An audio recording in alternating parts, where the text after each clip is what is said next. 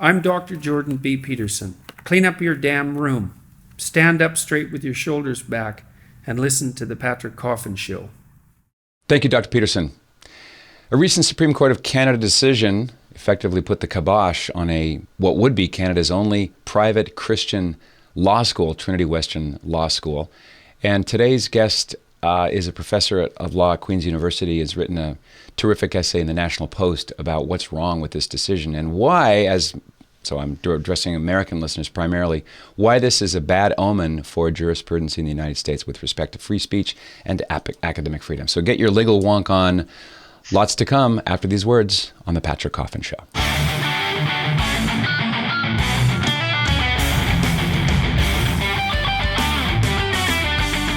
Bruce Pardy is professor of law at Queen's University. He began his legal career in Toronto as a civil litigator. He's taught at law schools in Canada, New Zealand, and the U.S., served for almost a decade on the Ontario Environmental Review Tribunal, and has written extensively on things like environmental law and governance, property and tort theory, human rights, and freedoms. Professor Bruce Pardy, thanks for joining me. Oh, thanks, Patrick.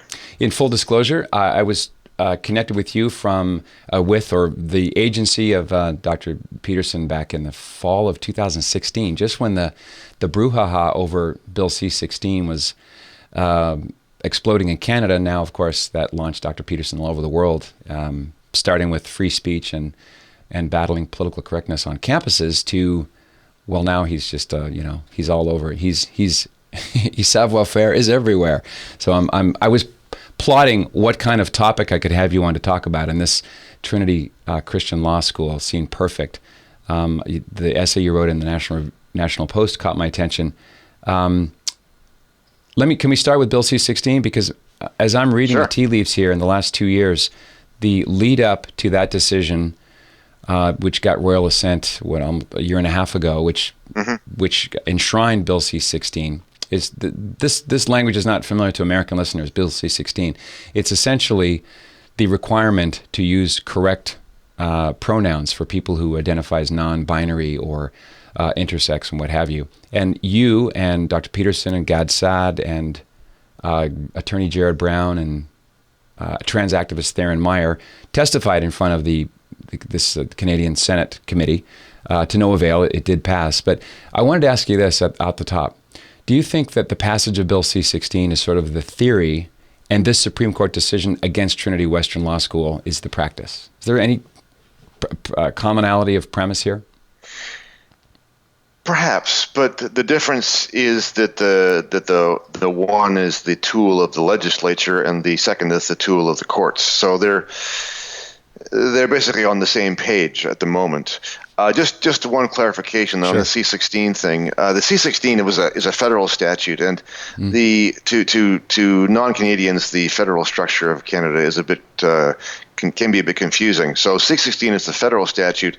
There were already in place similar amendments to the provincial human rights codes, and so some situations that come up that seem to be directly related to C-16.